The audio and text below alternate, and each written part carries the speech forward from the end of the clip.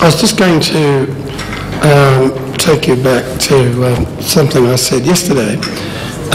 When you're thinking about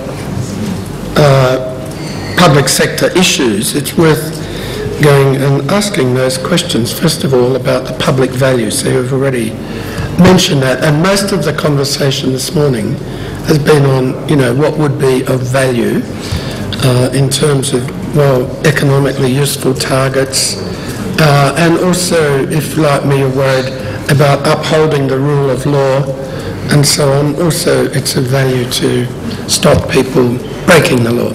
So the public value factor. But let me also remind you of the things I mentioned yesterday.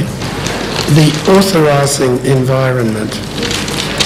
Now, and let me, what is the expression, put the dead cat on the table, I think it's called.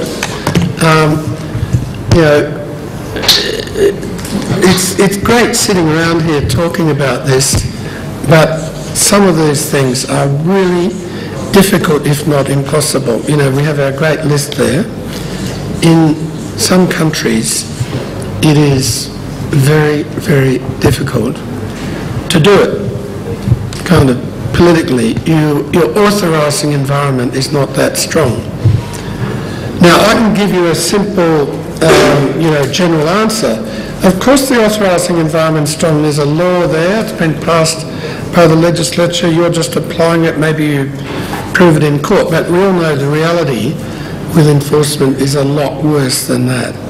So we've just got to think a little bit about, and maybe we talk a bit later about problems in the authorising environment with implementing our, so to speak, wish list.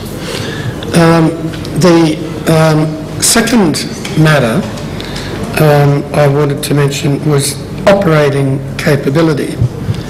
Now, this is more, what would be of value, but do we have better capability of doing some things than others? So I reckon, on the whole, we probably have better capability of dealing with cartel matters than abuse of dominance matters. I'm not sure about mergers and certain other things, but a test to apply right across the board here on your list is how, have we got the operating capability in terms of legal powers, resources and skills to take on some cases more easily than others?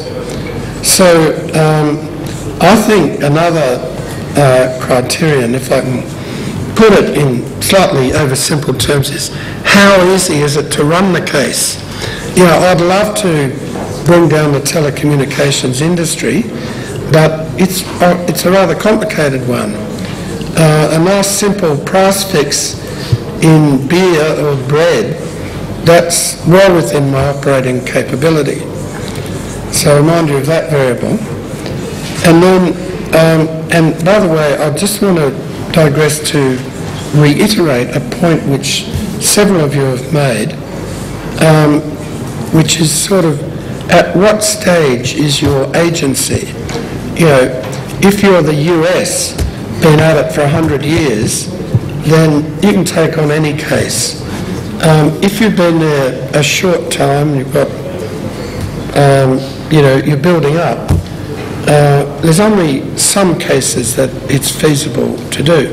So the operating capability changes over time, but in the early days it's rather limited. The third thing I wanted to remind you of is this idea of co-producers.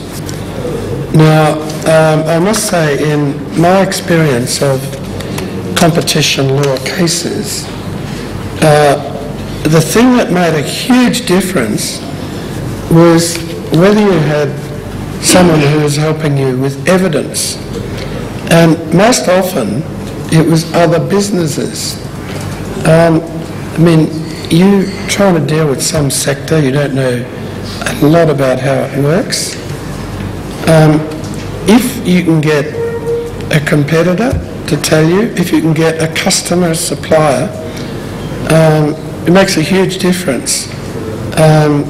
In quite a few competition cases, it's using these other co-producers that makes a big difference. So if I'm drawing up a wish list like the one we've done, I'd be thinking, am I likely to get help? So let's say it was telecommunications.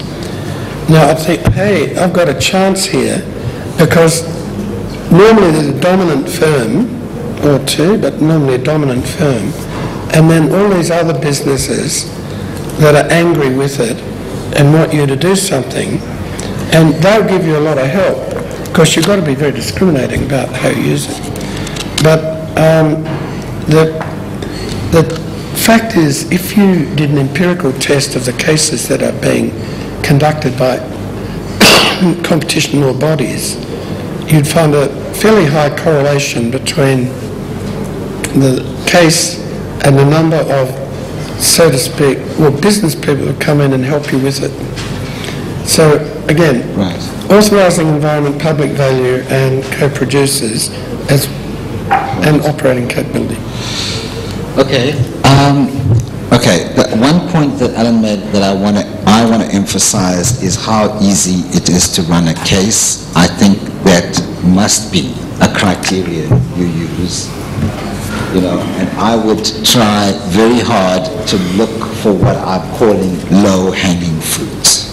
What are the easy cases? What are the cases that are quick wins that we can do quickly? Because it's important, as we've discussed over the last 2 days, for us to have these quick wins, because it's the quick wins that gives us the credibility that puts us in that positive feedback loop where, the more success you get, the more resources you get, the more credibility you get, and that's important. So looking for the quick win cases, I think, is very important.